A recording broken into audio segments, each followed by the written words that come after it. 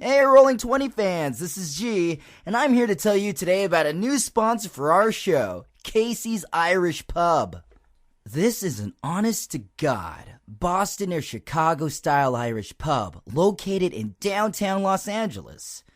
They serve cooked food, 11 kinds of beer, and 49 different Irish whiskeys from 3 different distilleries. What does that mean? That means if you're looking for a good drink during a Los Angeles convention, you don't have to go far. If you're headed to Los Angeles for E3, Kamikaze, Anime Expo, the Los Angeles Car Show, or one of the hundreds of events happening near the Staples Center, then a good meal and a glass of Guinness is just a short walk away. Jeremy, the loud guy who won't shut up when we do our own podcast, he actually ate there during the last Anime Expo, and he said this. Forgive me if I don't sound like the guy. I went to Casey's Pub looking for a place to bring people for a good night of food and found it when I was driving people on my way back to the Los Angeles Convention Center. We went back and I had the best steak pot pie in my life down there.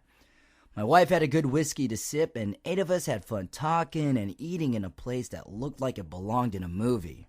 Casey's just a couple of blocks from the Westin Bonaventure. That means it's close to one of Anime Expo's own shuttle stops. We're even hosting a photo shoot there during the 2014 Anime Expo. If you want more details on that, email us at mspfreight@yahoo.com. Hey, so do yourself a favor. And don't stock up on bad beer and try to mix something sitting at the desk of your hotel room. Ride the elevator, get off at the Bonaventure, and walk to Casey's Irish Pub to get some drinks by their bartenders. Make some new memories and have some fun. We want to see you there.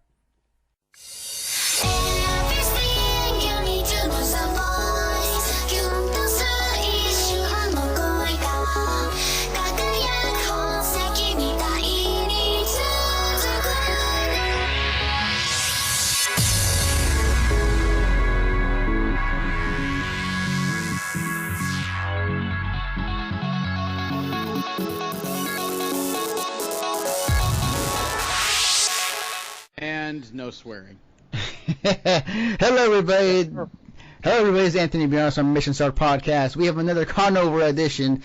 I think this will be a big one, just because there's more of us in here. So this is the Fanime edition of the Conover. Get off my foot. As you just heard right now, that is the voice of Jeremy, or AKA Super Mario from CWF. Oh, man, I just wanted to drop an F-bomb, but I remember where I was. Honestly, Jeremy, I did not realize that was you. What? I was like, wait a minute, what? That's Jeremy? Holy crap. Yeah. Well, Okay, we never met in person either, so yeah. Alright, so before we get derailed, I should say, hello. Also joining us tonight, we have, as you also heard, Derek, our social media expert, is here as well. Hello, everybody. Also joining us tonight is Chris Sturm. Hi. We've also had the services of Rin as well joining us tonight. Hello, everyone. And to round off the whole crew, we have Steven, the other person you hear on the Rolling 20s podcast. No, they never hear me. Okay. I like how you said the other person, like the other 2 people Like the in the other show guy. don't exist. But guys, it's been about a week actually since we all went to Fanime, yeah, and we all been there, we all experienced everything. Yeah, so guys, I mean, do you want to just talk nicely about it first, or you want to take the Band-Aid right off and just go straight to the heart? Oh boy. Because we all have. The implication is all of a sudden there's a paper cut, and as soon as we take that off, oh my god, he bled out. Frick. Yeah, because like we all have our. Has been opened. Yeah, because like we have our different opinions about how we feel about this convention, and Jeremy, you and I have been talking about it at the con, and like generally we feel like this convention was not as great as the others. There was something missing from it. Okay, first of all, I want to thank you for painting me with the Dr. Evil brush right off the bat. This is going to be wonderful. But, Nope. I did feel that there wasn't on day anything. one. Oh, okay. Well, that was day 0. Yeah, the weekend kind of started off interesting Right, day because we 0. did some last minute we did some last minute errands on day 0, and as we're on our way back, everyone's exhausted. Been driving her up for several hours, and as I was looking through the intersection, waiting to see when my turn would be, we saw a cab go through the intersection on the green light like he was supposed to, but somebody decided that on his bike he was going to take the intersection in his own time and ended up on the front of the cab. Oh, just, okay. he just kind of rolled up, and the funny thing was, as soon as he was hit, the guy just kind of rolled down, looked at the cabbie like he was the a-hole, and started dusting it off like this happens every other hour. Wow. That was the part that I loved, is that he sits there and he looks at the cabbie like, "You asshole! I can't believe you hit me." It's like, oh, man, you weren't supposed to be there. But that wasn't a metaphor for the whole weekend, but that was just one of those weekends where you knew something was starting weird. And in my case, after taking a break from last year's Fanime due to money and transportation issues this year, the expansion, I think, did the convention well. However, I think they're already bursting at the seams in this particular building. I don't think it can be sustained here much longer. Yeah, and that's something that I didn't believe Jeremy at first, because I always figured, in the past Fanimes, like, they always had room for, a good amount of people to come in, and I never felt like it was crowded. But like this past weekend, I did definitely feel that when I was there. I thought the bellwether that really showed where the issues were lying was that all the panels were held off-site. All of them. Yeah, that was extremely annoying. Yeah, but that was no different from last year or the year prior to that. The year prior to that wasn't really as much of an issue because there were still panels being held in the Hilton and the Marriott.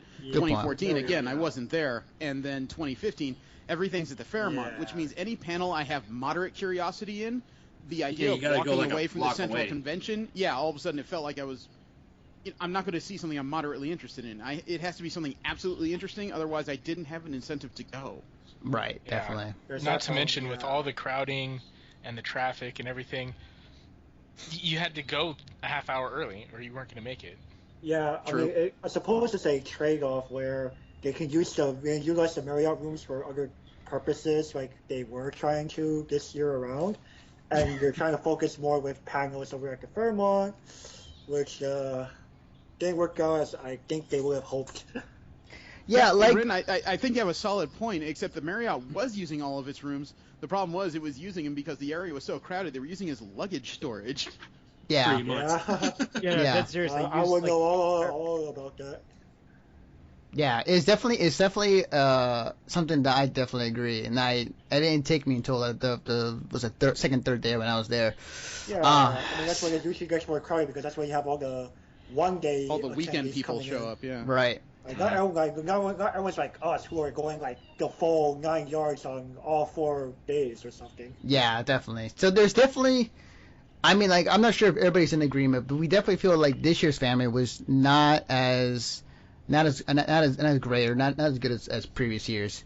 It was fun. It was just a lot of us felt like there was something missing from the con. There was something missing in terms of logistics. Mm-hmm. And here's the thing I want to point out too is that there were certain certain panels or events that were not listed within the schedule because my brother, because I went to last year, it was awesome, it was fun, but I went to the Gong Show last year, had a blast. Yeah. I walked in not knowing what it was. I sat down and I loved it.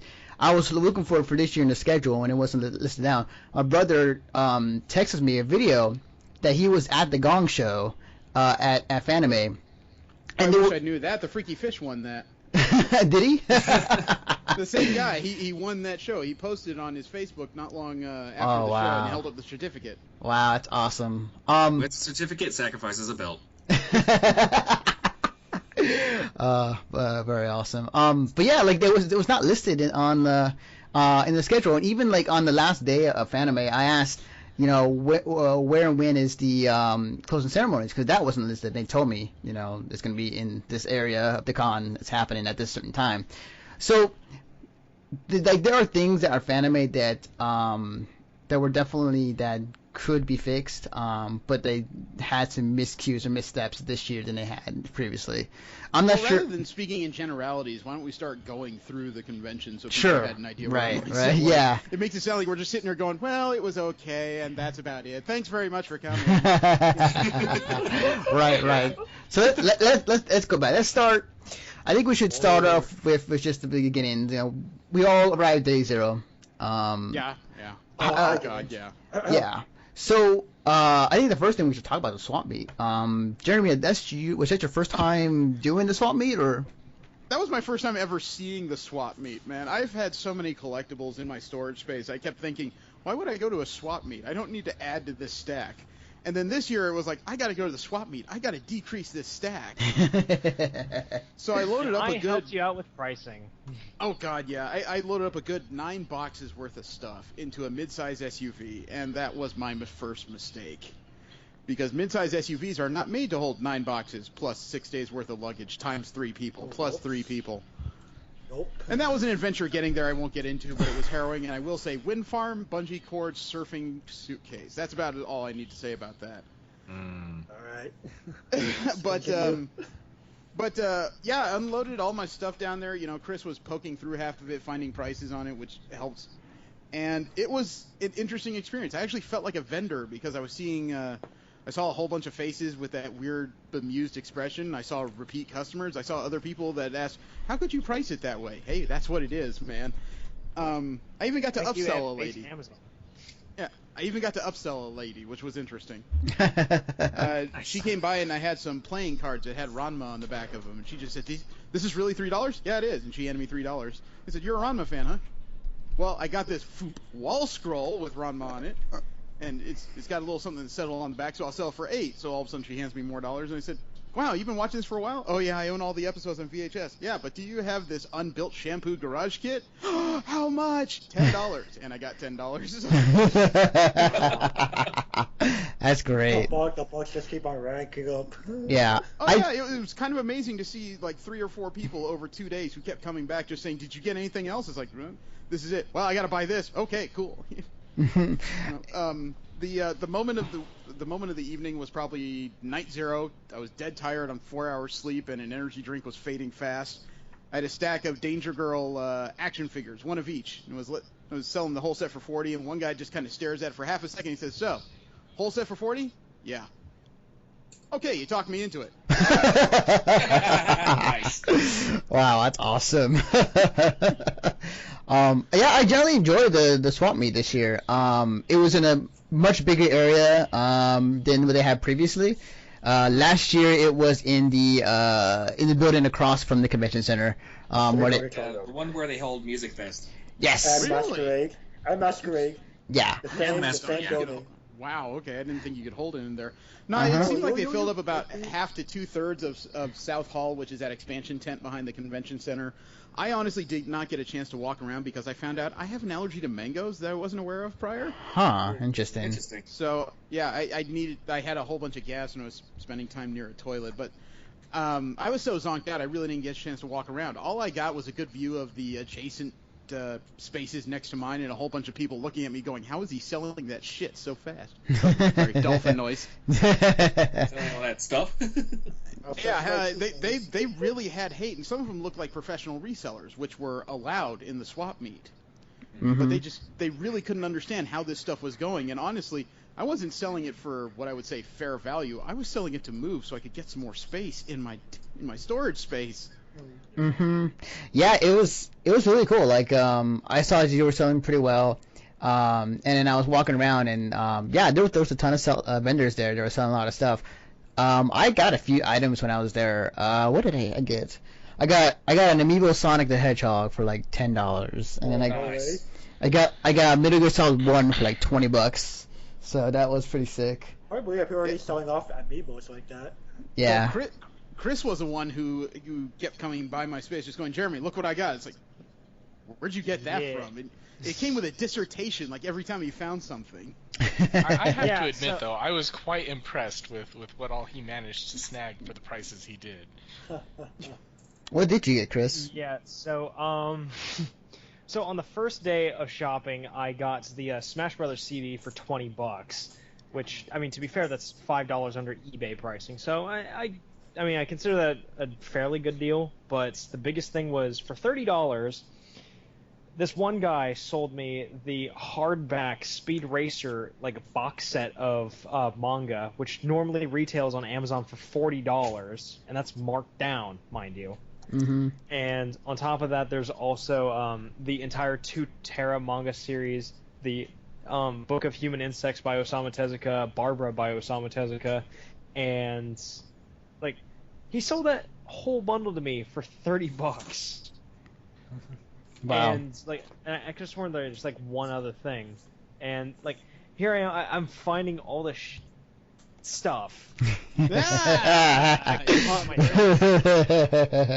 caught myself, but yeah, no, like altogether, I probably spent like about like $120 at the swap meet, but it was so worth it. Like I found stuff that like it had been out of print for like 20 years. Oh man. In particular, Yeah, didn't you find some Urusei Yatsura stuff? Oh yeah, I found a complete edition for actually no, it's called the Perfect Collection for the first set of the manga from the tankobons, all collected together in one book, printed in 1994. It has been out of publication for just about 20 years, and it was in great condition, no page markings or anything like that, just the slight yellowing, and I bought that and the first of Return of Lum for $20. Yeah. Which I got mad because I found out I already bought it before the convention, but that's beside the point. But no, like I found other stuff like the first Pat Labor manga. I found Nice, a couple awesome. volumes of Dr. Slump, and like I was just really happy with everything that was over at the swap meet. I'm like, okay, so here I have. And I kid you not, by the time I loaded it in my car, I had a backpack that weighed about 42 pounds. Dang. Just with all the books I got. Dang. Wow. Wow. That's nuts. Well, to be fair, hardback books do weigh much, much more. Yeah, much more than paperback. Mm-hmm. Agreed. Have you guys checked the swap meet when you were there? When you're there? The other guys who haven't talked to. Oh, yeah, I went Unfortunately. on. Oh, go ahead, Ren. Oh, my bad. I went on the night of day 1. Oh boy, the line getting in there. Day 1 was a pretty cold day, I must admit. Most of us are probably not used to going to Fanime in late May and then it suddenly becomes like really cold and cloudy. And you're in I'm not going to use the word skimpy, but very lightly covered cosplay. Or an outfit that's like not too suitable for cold weather. Yeah, it was quite the experience. Anyway, I finally get in. Bracing. Anyway, I finally get in after bracing the cold for so long. And I must say, it was quite. I actually like the environment that the swap meet was held in with the South Hall tent. I actually prefer that over using it for Artist Alley, which is I think it's a terrible idea because the lighting there is just horrid when it comes to looking to see if a certain piece of art is accurate in coloring all that stuff. But I feel it works better for swap meet, and I like it.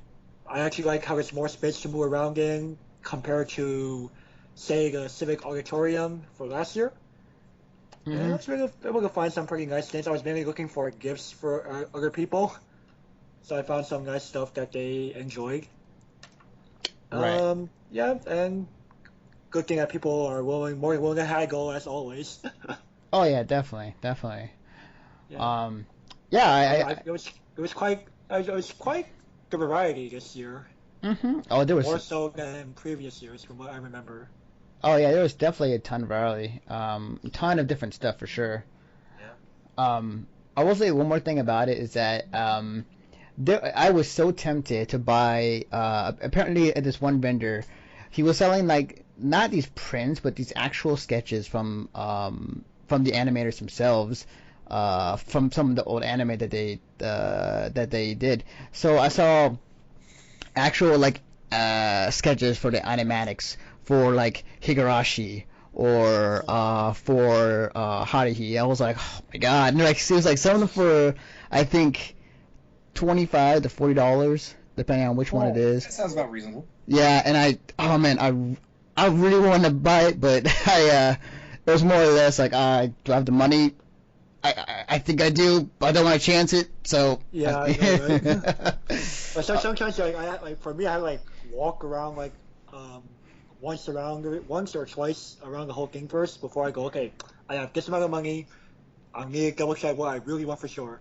And one of the items that I was considering ended up being bought out by the time I went back there. So I'm like, it's no big loss. It wasn't something that I was like particularly in want of. It was a playmat of the Infinite Straggles heroines in their swimsuits.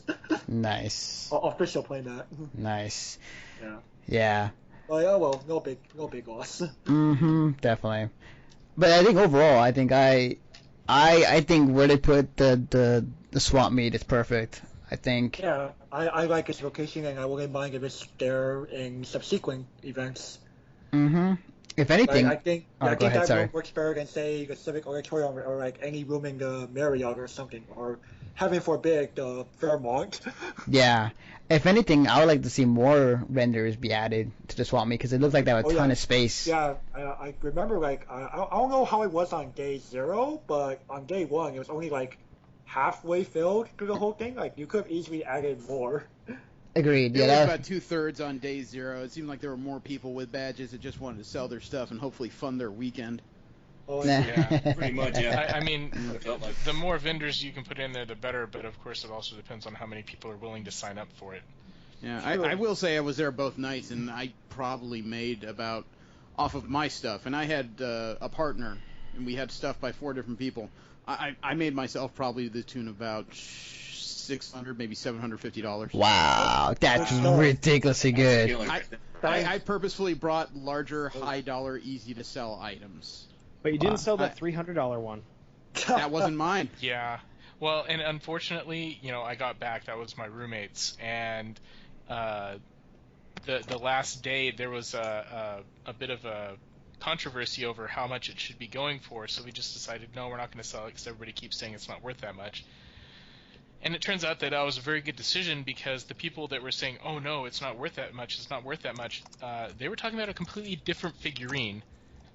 And, went back, looked at what my roommate was talking about, and yeah, the cheapest it was going for on like Amazon or eBay used was like $250. So yeah, people were trying to get a good deal by confusing the issue. Either that or they I don't think they. No, could I really don't think see they were inside trying to the get a deal. There was like box. 4 people that quoted the same group of websites. I think they honestly didn't know. Yeah. Well, because there's 2 different Fate figurines, and the one that they were quoting was the newer release one. Gotcha. That's cool. So, That's interesting. But unfortunately, that didn't sell. But Well, pushing forward though, registration was a goddamn breeze. that's very true. Although I felt very silly walking the little path that they made they called that when there maze was like fun. nobody there. Yeah, And they I still made walked, walk through it even if there was no crowd. I know. and there was none. And they were making people that tried to cut because it was ridiculous go back and start the whole thing again. I was like, okay, whatever. Oh. guys. Like, really? Damn. Yeah, I didn't hear that about that. happened. No, we were a friend of mine. We went through together and we saw them do it to 2 people. Wow. Well, now. Interesting. Interesting indeed. But Sounded like 2 they were hours after bored. registration opened, there was no wait whatsoever. Yeah. No, With the exception of walking it took us the 3 maze. minutes to just walk the maze, and then yeah, you were through. It took me about a total of like 6 minutes just to get everything. Yeah. Yeah. Like I saw you guys online, and it seemed like the line was moving pretty fast actually, in terms of getting you guys in the building and have you guys set up. So yeah, it definitely feels like everything the swap meet went through was a success, in all accounts. Honestly, like from a buyer's perspective, that was probably the best swap meet I've ever dealt with. Just because there's so much I could buy and. Oh yeah. Yeah, Definitely. no, and the way that they handled it was actually not too bad either. I mean, sure, it was a huge pain to deal with, like, actually getting the people who are selling their stuff in. And in the photos that I am very painstakingly going through individually, I mean, granted, it's not on my camera, at least for Fridays, but whatever. Anyway, I have several pictures of the line that they set up just for the people who were selling stuff, and... Jeremy, you remember that oh-so-fun process of kicking those boxes around just to get in, right? That wasn't me, that was my partner. But yeah, I remember her repeatedly talking about how wonderful it was using language I can't use on this show. Well, I mean, the fact is that you were there, but Yeah. Yeah, and so the line extended somewhere around that was about 120 yards, like altogether. About 2/3 of the length of the building. Yeah, like from inside and out and everything. It was a fun time just taking pictures of like, oh hey, these are all people that want to buy or sell their stuff, and then on the other side they had a huge line of people waiting to just buy things, and it was blocked off. You almost wish you had some kind of giant like Galactus able to just pull the building off its moors and let these people crash into each other, like the mascots on Monday Night Football or something. Yeah, so Anthony, if you haven't had a chance to look at the photos yet, like I took pictures of the entire line, and it went the entire length of the building and then wrapped around a bit, and then went around this like little shack or something like that was next to it, and went into the little prepaid parking section that was behind the building. I see. I'm not surprised, to be honest, because like there was a huge line for the Swap Meet last year, and that wrapped around as well around the building. So I'm not surprised, but that's good to know. Yeah. Now, No, what about go ahead. What about the actual dealers hall though? Moving this forward, I mean, everything finally opened up on day one. And it's kind of late in the day, but it opened up. I feel like I was gonna say, before we get into that though, the weirdest thing, they would not let me as a photographer take photos of the vendors hall as they were setting up. Like they said, if you want to get into a vendors hall, you have to like explicitly only be a vendor, a business owner that happens to be going over to the convention, or a member of staff. Like as a photographer, I was not allowed to take a picture of the empty vendors hall. Interesting. Like, that's my thing. Like, I go in there to see, like, hey, this is what it looks like before the destruction of people come in. Right. I definitely get that. I'm not quite sure what the reason would be, or what exactly the cautionary thing that they were trying not to show. Security issue. Probably. Yeah, probably. But speaking of, I was hearing stories about people getting their badges copied because they were taking their pictures of it on social media like a bunch of idiots. But yeah, I heard about that that too. could be another thing. That definitely could be it too. Whatever the case, this year's vendors hall, I feel like they didn't expand it. It was the same size as last year, but it seemed to me what they did is they added more vendors to the vendors hall. What possible way is there to expand it? I mean, unless they start knocking down half the entertainment hall, I don't think there's any place for them to go. Right, definitely. They kind of reached their max limit in terms of like how much space they can use. At this point, they may as well just cut off half the film rooms. Mm-hmm. Make that part of the dealer hall. If they really want to expand it, I think that what they have right now is fine. They had lots of cool stuff there, and I had no issues with the vendors hall. There's just a lot more vendors this year than there was last year, so yeah. The vendors hall, like I feel like it was fine this year. Like I feel like if anything, maybe. Actually, no, I have no complaints. Actually, to be honest, I have no complaints. It didn't have a whole lot of standout stuff in there for me, but it did have a lot of the things that you come to expect from an anime convention's dealers hall, I think. Mm-hmm. Pretty staple. Yeah. Staple stuff, pretty much. Yeah. The only new thing they added this year was like they have a teriyaki stand like in the back of the dealer's hall. Oh, the takoyaki stand. Yeah. Takoyaki stand as well. Yeah. Yeah, I wish I could try that, but I have a mental block on cephalopods, man. I can't do it. Yeah, I don't blame you. It's just... Language.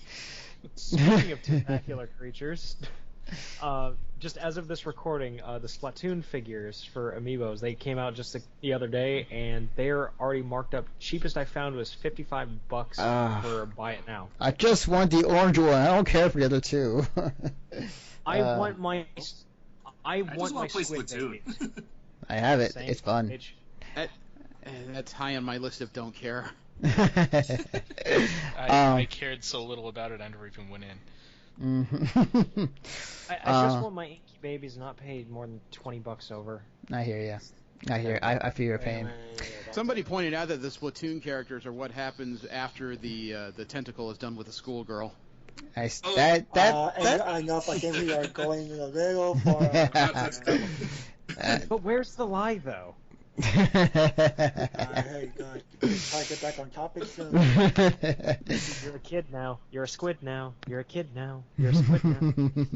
So, I think we're done here. yeah, so definitely, Vendors Hall, yeah. Our Artist Alley was a step above, though. That was really interesting to me. Oh yeah, no, I loved it. It was fantastic It this time. worked out pretty well. Mm-hmm. Yeah, I didn't go. I didn't get in there until the last day, but yeah, it's like not vendors, but Artist Alley. Yeah, they had some really good stuff in there too. Oh, yeah, definitely. I've had a lot of people tell me that artists should be treated the same way as Anime Expo setup, which has them basically at the back of the hall at all times. And I tend to disagree with that because artists are more of an impulse buy, and sticking them at the back of the hall behind all the expensive stuff in front of them, I think, is a huge disservice. Agreed. As well as bad planning. If you have them side by side, it's better, but still feels like that somebody's getting shafted somehow. For them to have their own separate room back there was really cool. It gave you a chance to really walk around with an idea or a budget or the prospect of saying, okay, I might buy something from one of these people. And I think it increases their odds of actually getting sales. Agreed. Having their own section for people to go in and check out art is just great. There were definitely times when I was in there, I did not want to buy it, but if I did, I'll regret it later. But I feel so glad I did. Was like there was this one booth where this guy was selling like these very well made like Kill scissor blades, and they were going for like $200, but it was really well done. I was like, I want to buy it, but I can't. No, I shouldn't. I think I know that guy actually. I remember he might be Cerulean Draco. He's a great cosplayer too. The name sounds familiar. There were 3 booths that caught my eye. One was Renardo Quintero. He's known as Rake online. He's I think a Brazilian artist who right now is traveling the U.S. and just doing different shows, and he happened to be here. Oh wow! Which just blew my mind. But unfortunately, I already bought stuff, and I just wasn't in the mood to add more prints that I don't have room to put up on frickin' walls. But one of the other booths that stood out to me was this guy who was selling replica weapons of destiny. Wow! He actually had full-size hand cannons complete with a chamber that popped out, and you can put in a new ammo pod in it and put the chamber back in place. He had replicas of the base hand cannon, the Hawk Moon, the Thorn, and a couple other things just sitting on his table, and you could buy them unfinished or finished. So you can put your own paint appliques on him, and he was really good to talk to. Awesome. And the third one was actually a webcomic artist. He does this online comic book called Spinneret, which is this manga-style webcomic about a woman who gets powers very similar to Spider-Man, except she has 6 arms to go with it at all times. Cool. So she has different problems and logistics when it comes to hiding, and he turned it into print books, and he was selling them there. He actually sold out of Volume 1. Wow, that's awesome. That's pretty sick. Yeah. There was one booth that caught my eye, and that was like the one with like all the 3D perlers. Like everybody does Mega Man Sprite perlers all the time. That's no big deal. But this guy had like framed up perlers of like, for example, Ryu throwing his fireball. Nice. I thought that was a pretty nice. I thought that was a pretty nice booth there. Yeah, It's like, I remember I actually really enjoyed also, that one too. Yeah, I remember one of my friends also posted up a 3D perler frame of like X firing his Buster Shot. I thought that was pretty nice. There was definitely a lot of good stuff there. For me, I actually got a print from Alex Ahad. He is the co-creator of Skullgirls. And I got one of his prints. I wanted to get a commission from him, but he was already backed up in terms of like what he already had on his plate. So I was like, okay, oh well.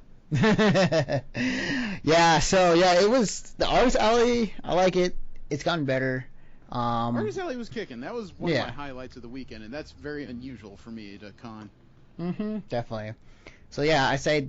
If anime is listening, don't change Artist Alley. That is like probably the coolest things of the con so far. As we move through the convention, like we do as one unit. Unit. The phrasing. One unit. It's a bit loosely Before we move on, kept together. I was gonna say, before we move on, I'd like to give a shout out to Louis Hidalgo. He had a booth up in the Artist Alley, which you may or may not have seen his stuff, but he was the artist that did my Lamia tattoo, and it's gonna be a fun time getting that colored in and finished up. But yeah, no, it was great to see familiar artists over there, and I'm glad you specified filled in and colored. I was worried you were about to say it's gonna be a fun time getting that lasered. Oh no! I love my snake girl tattoo. For those of you who don't know, I respected this artist's work so much. I got a tattoo of his work on my kidney. No, he actually pulled out his kidney and showed it to us. It was very freakish. Yeah, I was about to say. Yeah. Actually on the kidney itself. So kiddos, just whoever's listening out there, don't get a tattoo on your kidney. It's very painful. It's super permanent. Right now, there's a bunch of people listening to their iPods going, "No kidding." I've been there, man. I've been there. You mean it's not normal for people to pull out their internal organs and get it tattooed? Nah, of course. That's in Gotham City. What are you talking about?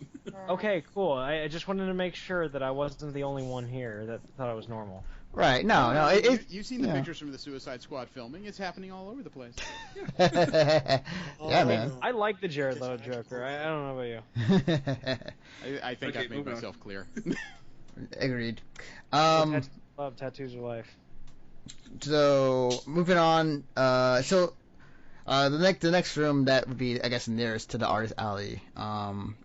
Would probably be like the bathroom. The bathroom was yes, great. the bathroom. Yes, the bathroom. Yes.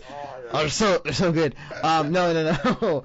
I was gonna say the gaming hall. Which was I feel like the gaming hall is like always crowded, or like there's always a ton of people in it at any given time. There were lines for the entertainment hall certain days. Yeah. Yeah, but those my freaking mind. It's like for the gaming hall, that was actually heading into the dealer hall. Those weren't actually specifically for the gaming hall itself. It wasn't helping my zen though to walk in this direction, thinking maybe I'll just relax for a little bit. Nope, line over here. I'm going somewhere else. It was like, oh crap, line con. Yeah. There were lines everywhere. Yes. Like the biggest highlights for the gaming hall personally, as far as I'm concerned, giant Jenga. Yeah, those are always fun to watch. That was fun to watch. Definitely.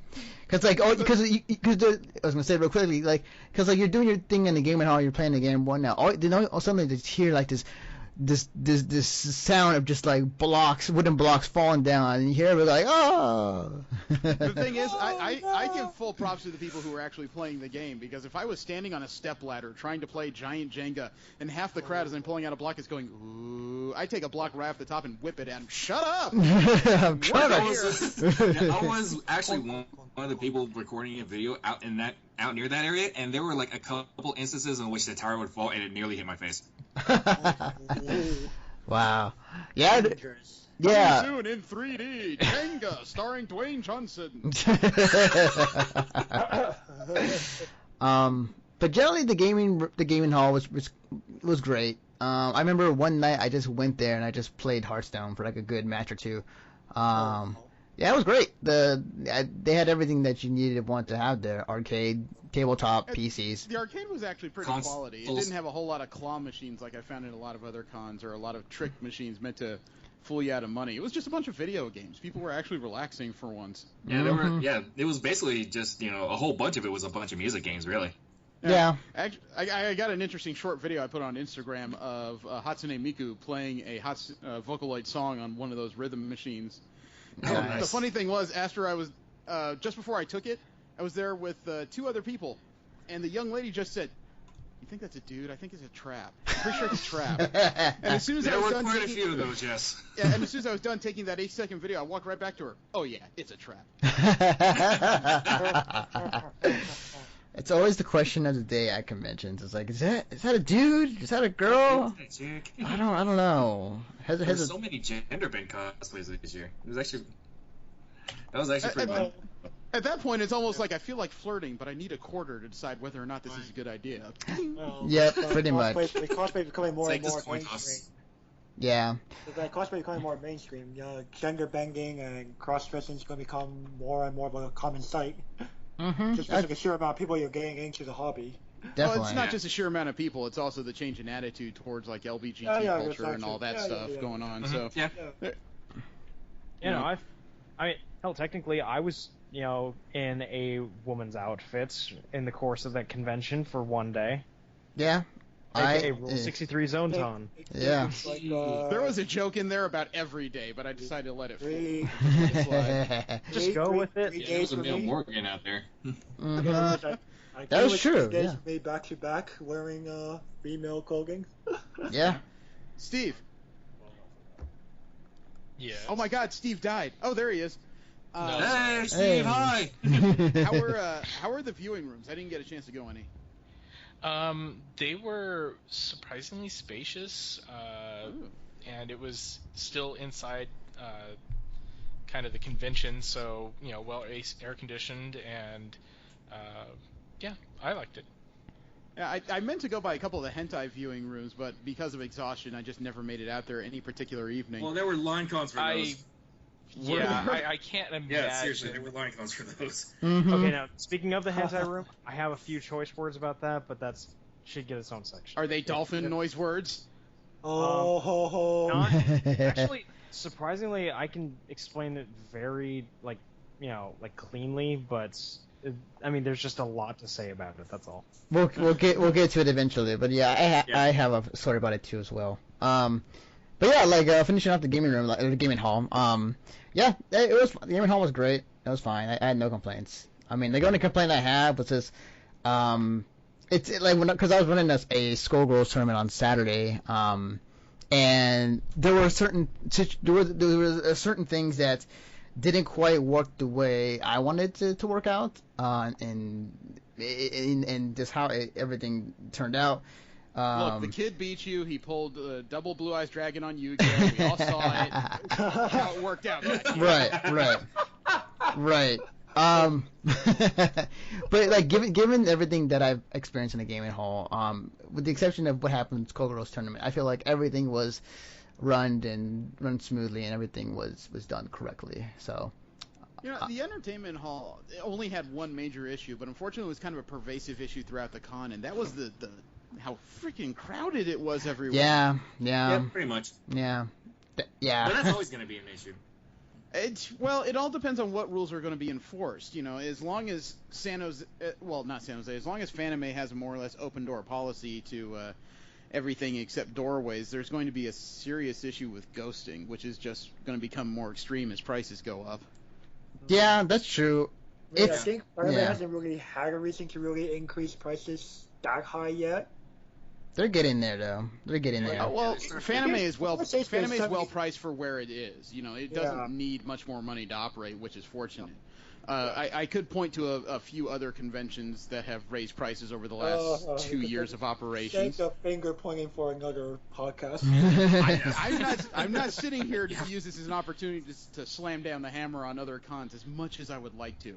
But the fact is, Fanime just doesn't have a reason to raise prices. They just have a reason right now, I think, I think they need to find a way to handle ghosting. I think it's their major issue right now. I agree. I think that ghosting is an issue. Ghosting is becoming more of a problem, you're right.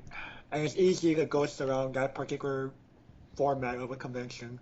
Oh yeah, there's too many doors to watch at this place.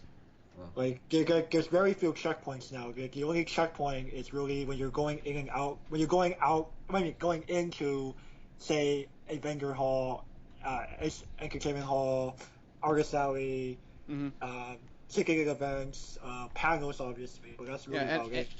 And I'm saying this, and I don't have a good explanation as to how to solve it, because the San Jose Convention Center has so many different ways to get in. Not counting the two hotels, you could come directly through. What I've noticed on some days is when they do have rovers roaming around the actual hallways, and they'll stop people and they'll ask one by one, "Hey, I need to see your badge." If I don't see a visible, they're basically going, if it's not blatantly visible, they're going to target you and they'll ask you to show that you have a badge on you, or else they're gonna escort you out of the convention center.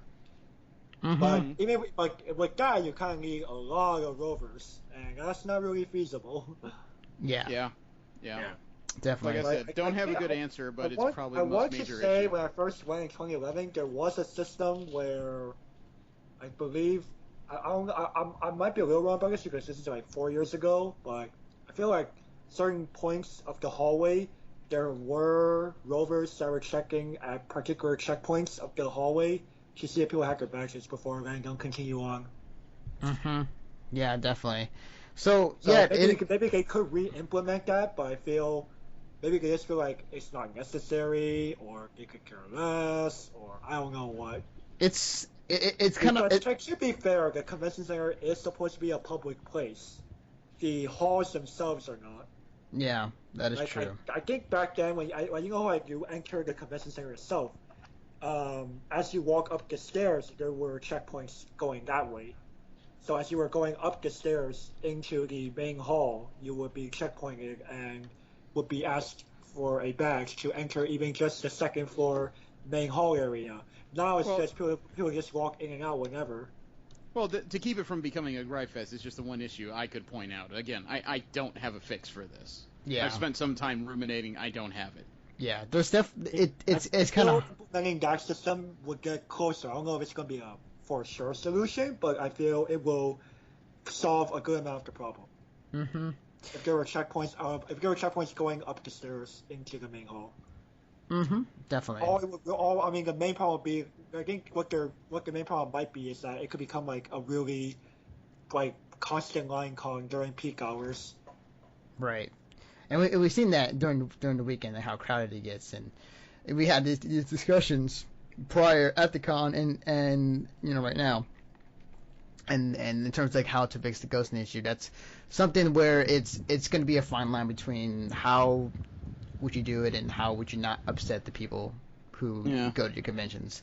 So, but getting back to the convention at hand, so I went to a few gatherings at the con, and I have mixed feelings about it. Like, I enjoy some of the gatherings I went to, but like they run just as fine. But it just feel they were a bit subdued than last year's, and I can't put my finger on why exactly. Like personal feeling, I think part of that has to do with the crowding issue. It is hard to get a decent background out there with so many people milling about. Mm-hmm. The other issue though is that at least in my mind, the cosplay locations are spread out in so many different places on the outer decks. Yeah. You have to do some significant walking to get from one to the other. And it's another case where if I had moderate interest in something, it was too difficult for me to get to, so I decided not to do it. That's true. That is very true. Even when you had, the right location and everything, there were so many different groups. They were just all mixing together too. Again, pretty much. Every single gathering was like melding together when they on a station. What I've noticed in particular, there's one area that's near going towards the Hill King side of the convention center, where it would get really, really crowded during a gathering, where it would look like as if there were 2 or 3 gatherings going on in that area at the same time. Then you mean that nook behind the expansion? Wait, the nook? It was between the expansion and the Hilton restaurant. Yeah. I think that's the area. And it's typically it's a place that used to be real. It's crowded during gatherings, but it's particularly empty when there's nothing going on there. Right, definitely. But it was occupied with a bunch of photographers and cosplayers who were doing photo shoots in that area. Yeah, there's also that problem. Oh, you're talking about the area that's between the Marriott and the Con Center? Yeah. That's a whole different problem. Yeah, there's always a group of photographers that just have their light stands and flash umbrellas all set up by the walls and just essentially camping there. Right. I'm starting to wonder about that, but that kind of photography is starting to become a pet peeve of mine as well, but that's for another day. Mm-hmm. But yeah, to go back on the gathering thing, I agree with you, Jeremy, because there were some gatherings I had to kind of look at the map, it's like, wait, where is this at? And then I kind of guessed, and then kind of had to guess, oh, okay, it's in this area behind the where the artist building would be down this hallway. Sure, okay. Yeah, there was there were certain moments where some gatherings were just kind of put in places where it was kind of hard to find, and even at the gatherings, it wasn't if you weren't out in the front area of the con, like, it was not as crowded, or it just seemed like, which is fine, but it's just like, it seems like the kind of excitement and energy that you would get from a said gathering was a lot less than last year's. Yeah, it's kind of unfortunate that the best run gatherings I saw were in the park off Mission Street, or surrounded by Mission Street, where it splits. Those were often the gatherings that had the most room to move. People were engaging. You know, it seemed like everything out there was running without a hitch. Everything closer to the building, some of them went pretty well, but others were either mobbed by individuals or just incomprehensible to find in the midst of this mob. Mm-hmm. Agreed. Yeah, that's what it felt like. Mm-hmm. But the gathering I did check out, you know, I had fun with. Like, I went to the Kentai Collection gathering, that was cool. I went to the Killer Kill gathering, you know, that was a lot of fun. I went to the Nintendo gathering, the Smash Brothers gathering, that was pretty fun as well. So all in all, the gatherings I did go check out, they were pretty fun and cool. It was just a lot more subdued than last year's. Yeah. How'd you guys like the hotels? I'd say if you were not at the Marriott, I think everything was okay. The only reason I say that because the elevator, it seems like half the time was crowded, or like would take a long time. Okay. I don't know where you were. Good point. Not in line. I actually spend most of my time at the Fairmont anyway, so. For reasons that shall not be explained here. Okay. I stayed at the Marriott, and it's a very fine hotel. I like the decorum. I like the staff. They are so goddamn cute. Oh, sorry. Starting over. The staff is so courteous for a bunch of people who probably don't see as many unusual individuals in such a short amount of time. Everybody was smiling. Everybody handled issues pretty quickly there. The elevators were packed, but I don't know if that has to do with the build of the hotel so much as how many people were obviously stuffing themselves into rooms. Mm-hmm. Agreed. The Marriott staff were cool. I liked them. It seems like they've, like, this is nothing to them at this point. It's like, oh, hey, welcome back. New costume, cool. They even set up that extra desk just for Fanime room check-ins. Yeah, Yeah, definitely. they set aside an entire ballroom for check-in luggage. That was awesome. Yeah. That was pretty cool. Mm-hmm. That Definitely. Yeah, the whole Nice second to floor. have. Yeah, like I for wouldn't those say of the you- whole not the whole second floor, but a good amount. Mhm. Yeah. Like Oh, there was okay. like a new special feature that they had for the black and white ball thing where I forget the name of it, but it's like someone's closet where you could apparently rent formal clothing in case you didn't bring your own for use for the black and white ball. Wow. Yeah, it was a Interesting. nice little plus. I That's was also going interesting. to In say my that case, you'd have to bring over Donkey Kong's suit. Right? Funny.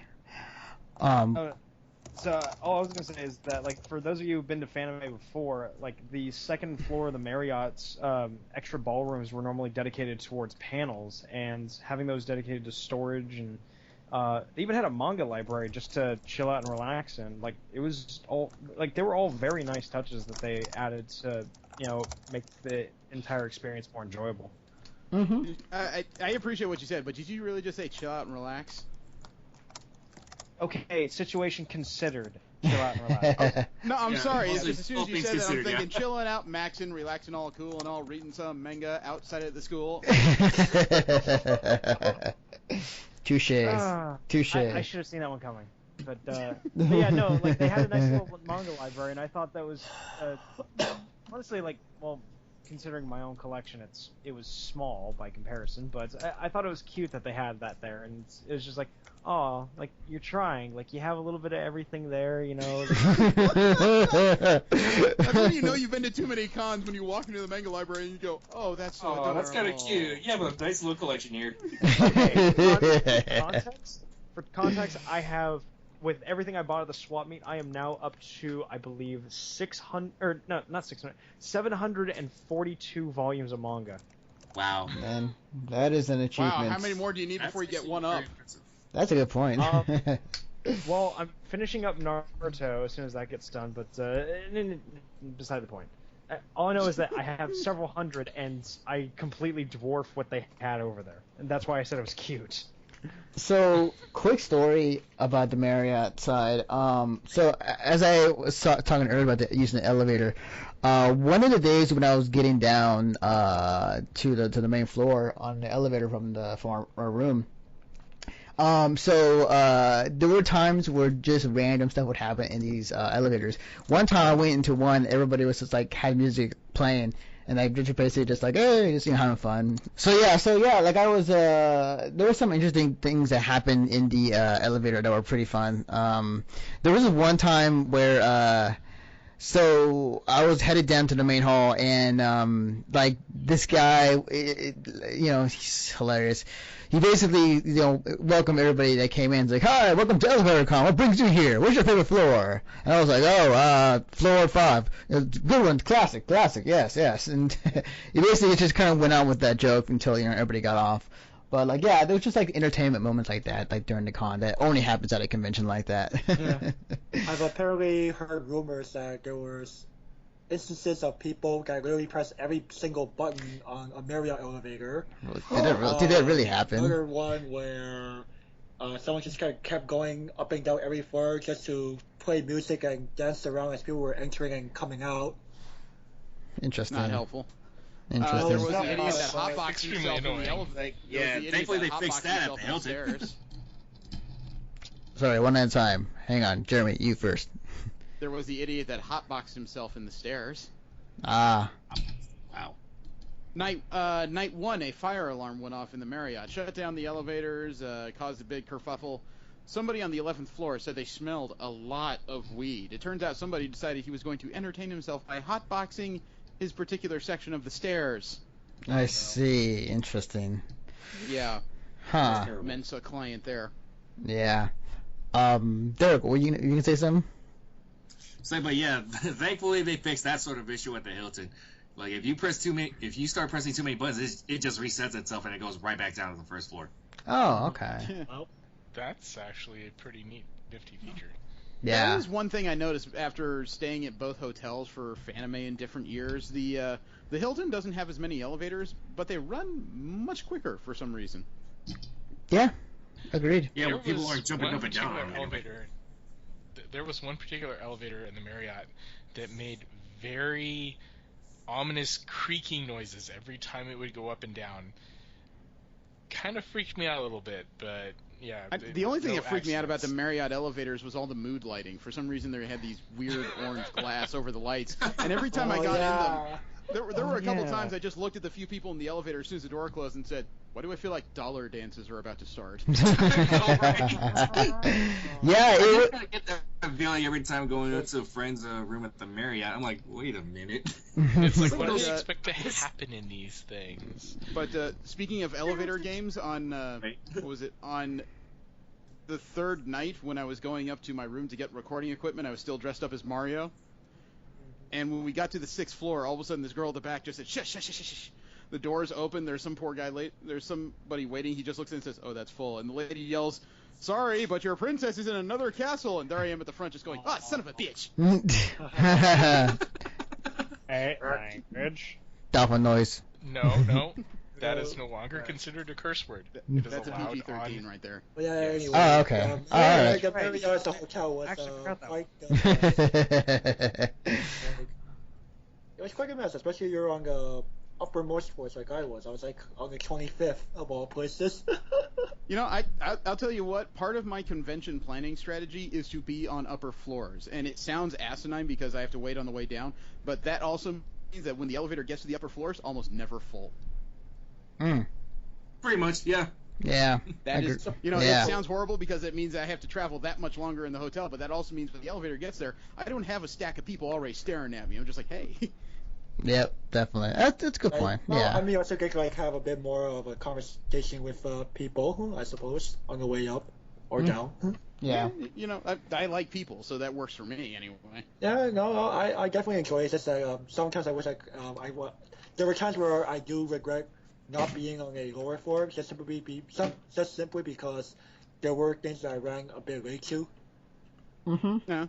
So that's just one major regret, and especially during a big convention like Fanime where you probably like pre-planning a bunch of other things. Just go, oh, I don't think I can get down there on time and all this stuff. The hotel wasn't as big of a gripe for me as the city was turning out to be. And it's not a case of San Jose is ugly or it doesn't have enough restaurants. It actually does pretty well in both those respects. But there is a serious homeless problem around the convention center area. Yeah, I noticed a bit more of the homeless around this con a bit more than previous years. Dude, I had one gyrate and dry hump my car. What? Zero. Okay. Yeah, I was trying to. Yeah, I was waiting. that's I was waiting for the valet at the Marriott after I got done with my errands, and we saw that guy get hit by the taxi, and this guy in like these Hulk purple pants and this faded army jacket. He was black. He suddenly stood in front of the car and like dry humped my bumper, and then he stopped and said, "You okay?" It's like, no. And then he proceeds to do that to some chick too. And it looked like he pipped out his, doodle. Yeah, and he didn't, thankfully. It was just messing around, I guess, was his way of doing it. He got escorted out not too long after. But it was kind of a pervasive issue because every time you walk around, you will see some homeless individuals. And on day 4, one got into the convention center. Oh, fun times. Wow. He was I don't quite know. He was frick, I can't remember the word. But basically he was holding up a Bible, talking about how we needed to find Jesus. He was dressed up like a semi-fat Elvis. He had everything but a soapbox. And as I was walking upstairs with somebody, I just told her, well, that was odd. And she says, yeah.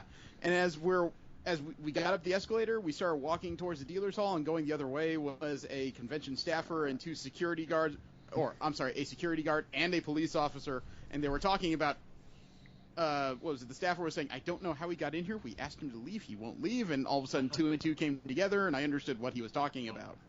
Yeah. Wow. That makes sense. That's interesting Welcome to too. the Bay Area. Yeah. I mean, I'm not quite sure, if it's a thing where a bunch of homeless gathers around, Fanime, but it's nothing to this effect this year than last year. The thing is, there's no reason for him not to. It's a convention going on that if they have any knowledge of There's a lot of sociality, people. knows that there's a lot of people, and it's a cash environment. It's a perfect place to panhandle. Good point. Yeah. Pretty much. Yeah. Good point. The homeless situation has gotten bad when the Marriott has to put a keypad on their on their first floor bathroom. Yeah. Yeah. Good point. But it's even worse when you think about the fact that there's so many smaller restaurants in the area, which is great. That's just what you need when you have a con. But also that means there's a lot of people in that building that have cash are going to need to find something to chew on. Yeah, pretty much. Yeah, definitely. Definitely something that I think we definitely look into for next year. So I think the next thing we should talk about is, I guess the kind of meat or kind of part of the meat of Fanime, and that is the panels, the events, and whatnot. I wish I could say I saw more, but the way they were based out at the Fairmont, I didn't have time to wander out there with trying to be a fan, trying to report, photo shoot scheduling. I just did not have time. It's difficult. I was carte blocked from pretty much every panel I wanted to go to, just because I got there a little too late. Gotcha. I think a good majority of us were not willing to walk back and forth from the Fairmont and the convention center because there was so much to do still at the convention center. Like, So. I should walk back that statement because I took. Yeah, I should walk back that statement because I took part in one panel, but that was something I scheduled well in advance of everything else I did. Right, definitely. You all know which panel that is. Yeah. For me, it was really just because of the fact that I was on a very high floor of the hotel that I was staying at Marriott, and it was during peak hours, and I had to go back up there to go grab other things to get ready to report for the panel, but then I ended up there right after they cut off entry. Right. Yeah. I mean, for me, I could see the issue in terms of how exactly, going from one place to another to a panel. I wish they probably looking to probably using larger rooms or something, if anything.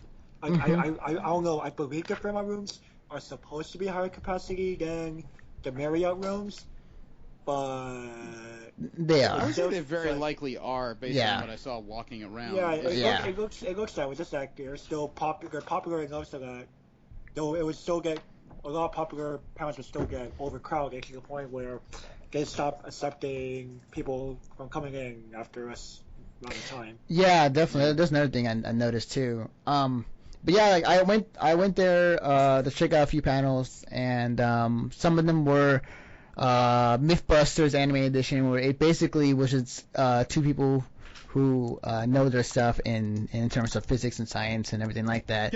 Can I ask you about that, actually? Yes, what's up? If you're watching an anime, what do you care about physics and science in this moment?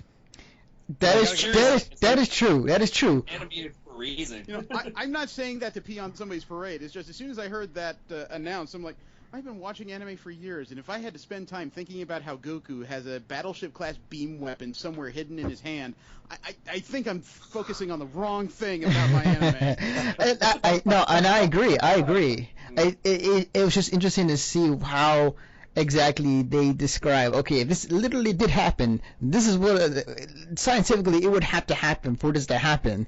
And they kind of broke it down for like each anime segment. So they talked about like how the one segment they talked about how the railgun works with the anime what was it, Index, whatever. Yeah, and how that exactly is supposed to do, how to work.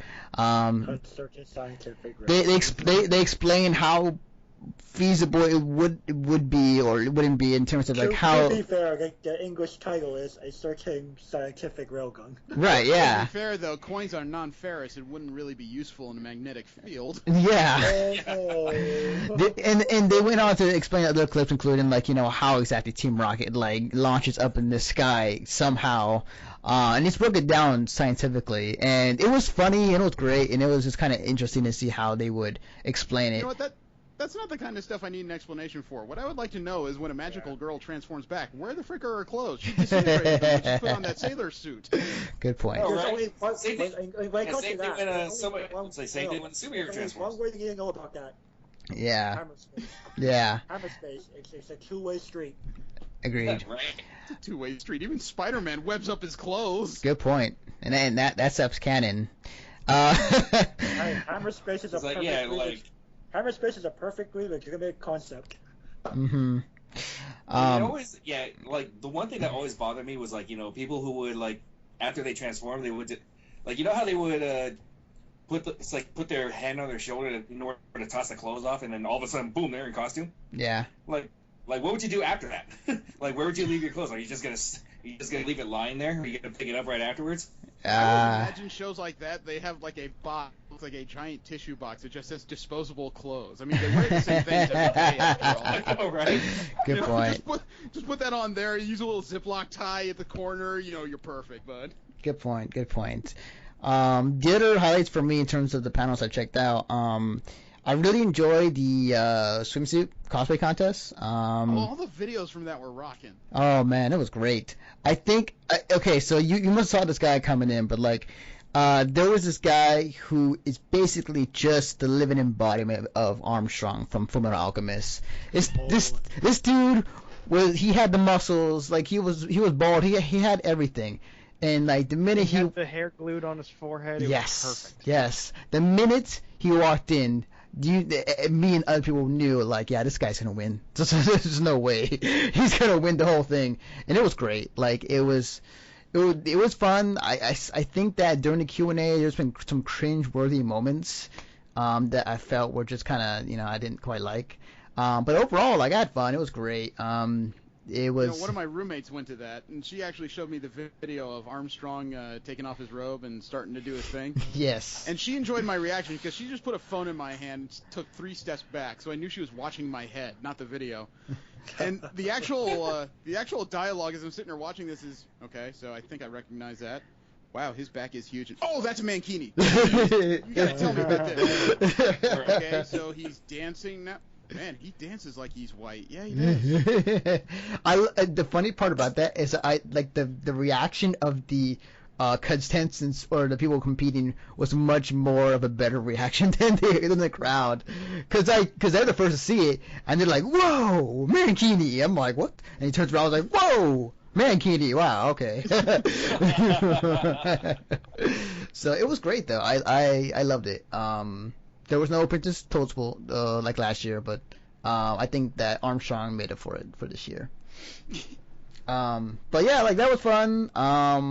The only regret I was able not to catch was the Bonsai RPG panel, which was right after the CWF panel, or other known as the Cosplay Wrestling Federation panel. Is that where you went? I wonder where you disappeared to when everything closed down. Yeah, I wasn't able to catch that panel, the RPG panel. I actually went back to the room to rest up a bit. Otherwise, if I had the power and time, I would have gone to that. That's fun. Yeah, but no, it was fun. Okay, so I have one quick question actually about the CWF.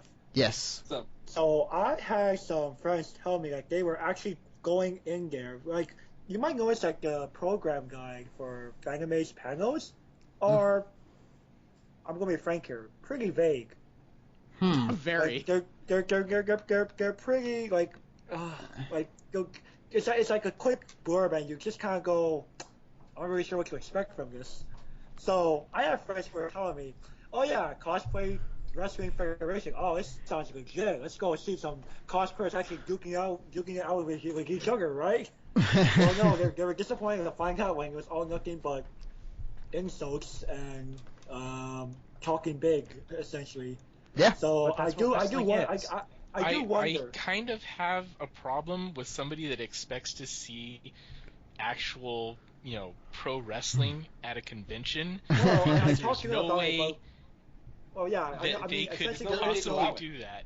There is no way, Insurance, unless there might be one way. Is going to end that. Well, there isn't, there are because two the ways. participants are all signed up online. It's not like anybody has a pro wrestling license, let alone the hotel is not going to have the liability insurance for 300-pound people. Oh yeah, no. AKA anime fans trying to throw each other around. Yeah, definitely.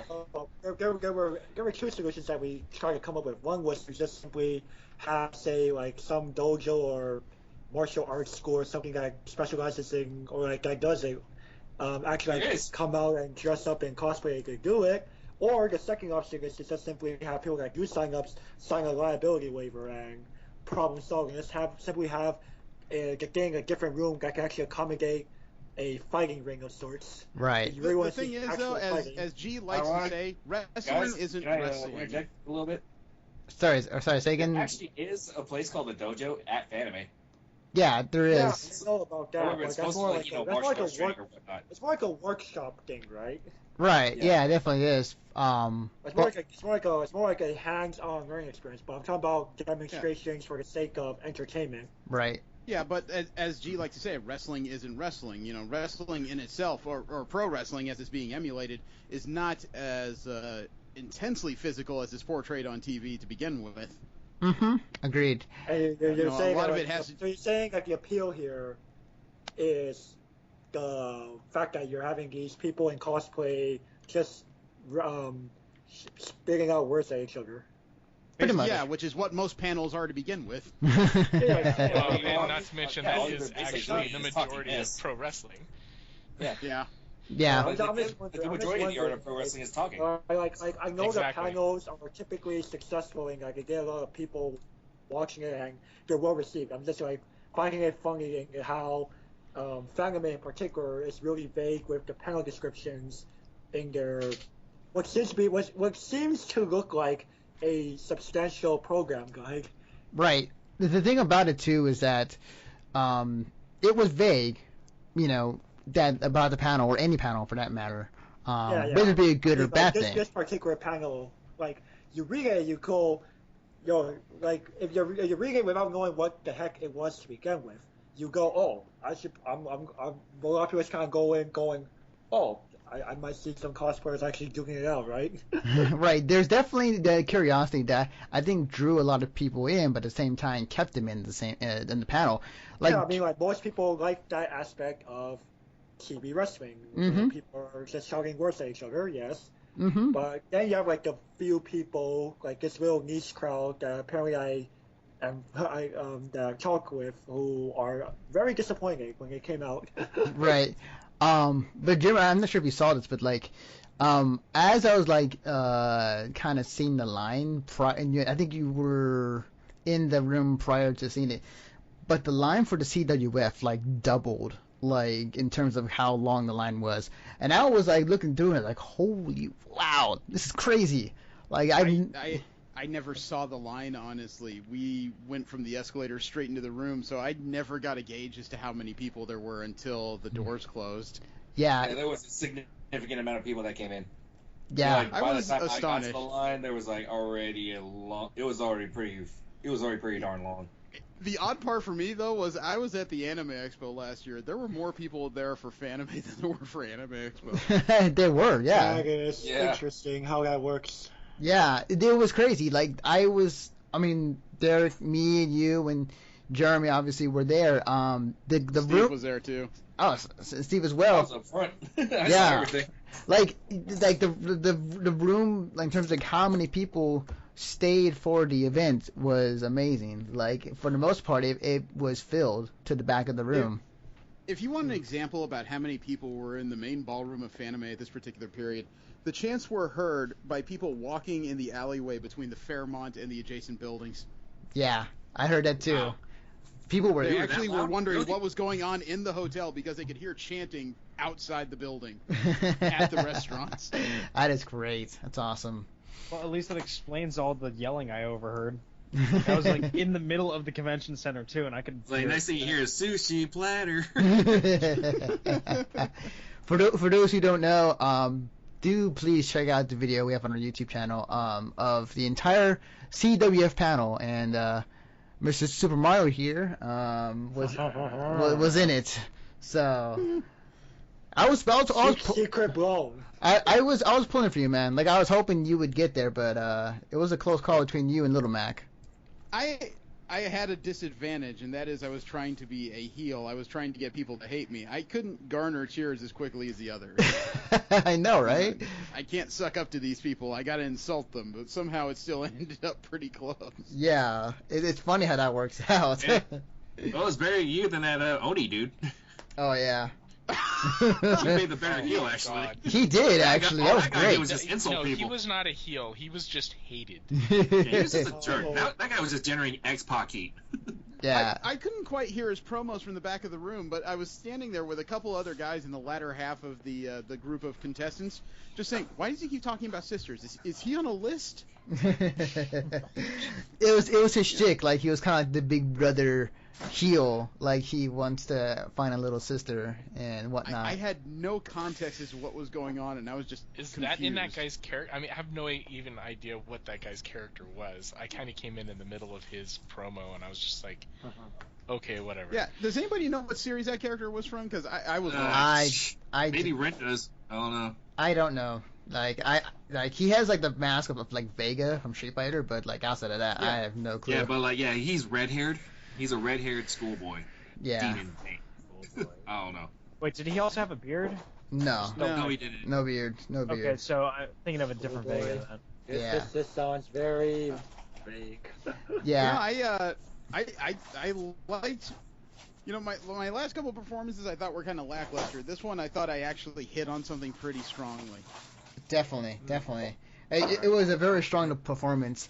I think one of the highlights of the panel for me was like when G, also aka Mr. Hickey, he was talking to one of the competitors, and he was like, "You are not nice," and everybody blew up, and it was like the funniest thing ever. Holy S. Yes, it was great. Oh man, that was a highlight for me. Much hype. Yeah, but yeah, it was great. I still remember trying to figure out how I was going to walk into the building, and I think I came up with something way too freaking complicated, frankly. But yeah, I noticed that everybody prior to me, with one or two exceptions, was in a hurry to get to the microphone. They wouldn't spend any time with the crowd, so I knew going in I was going to slow down and play with it a bit. Mm-hmm. And Yeah, you were tossing the coins out to people. That was godlike. Yeah, that was great. I was looking out of the corner of my eye at the top table when I started doing that because I was afraid they were going to freak out. But I saw Ken and G just laughing themselves stupid, and the announcer they brought with him, he put his head in his hand like, "Oh God, he went full Monty. What the frick?" I was like, yes. Like in my mind, I'm going, yes. He knows what to do here. He knows how this works. It even astonished me because I was just tossing him, just thinking I'm going to insult people by pretending to throw money at him. But I got a third of the way to the stage, and all of a sudden people were standing up. Throw it here! Throw it here! Damn it! Oh man, it was great. It was awesome. I think I was honestly trying to pull off a Ric Flair vibe by doing that. I think overall this Cosplay Wrestling Federation panel, it comes full circle. In terms of what a year can do for this event panel. It blew up, man. It was. I thought as far as a bunch of cosplayers basically improving insults to each other, I couldn't imagine it would be as big as it is, especially since wrestling has been on a decline for years. Yeah, I know, right? So it is definitely surprising, but also really cool to see that big of a turnout for the panel. And it's great. I think the whole panel was great. People came out buzzing, loving it, and even getting people wanting to join in as well. So it was a great panel. That was probably one of the best panels I went to all weekend at Fanime. Hands down. But aside from that, was there any panels or events you guys went to? I know Rin and I went to a good couple. Which ones did you went to? I went to the voice actors thing, and then of course I went to the hentai nights because I promised everyone in the last recording I was going to go to the hentai nights because that was fun. The funny thing, Chris, about that is I actually went to the hentai night the last day, and this was 4:30 in the morning, and I was bored and I was just energized. Don't ask me why, but just this is how it happened. But what was you told me prior that you didn't quite enjoy hentai night. No, but if it's okay, can I talk about that part after the voice actors one? Yeah, go for it. Okay, cool. So, for the voice actors panel, that was it's not like it was like this is a panel, just a Q&A with voice actors. Well, granted, that happened to be a part of it, but it also ended up doubling as a voice actors audition panel towards the latter half of it, where the voice actors I'm really sorry, but I've forgotten the names of the voice actors that were there, but they had scripts for characters like characters from Tiger and Bunny or Mirai Nikki or Digimon, cool, and stuff like that. And it was just really neat, and I was really happy to have an opportunity to do that. I ended up going as a character from Tiger and Bunny. I can't remember the guy's name, but I think it was Antonio or something like that. Oh, Bison. Yeah, Bison. That's the guy. Yeah, and I in order to voice my little audition for it, I tried copying Ego Raptor's take on Solid Snake from the song Simple Plot of Metal Gear Solid. And so for the performance, or the little performance I was doing, I was talking the voice of hey, my name is Snake from Metal Gear Solid, and my game's got a pretty simple story. That sort of voice.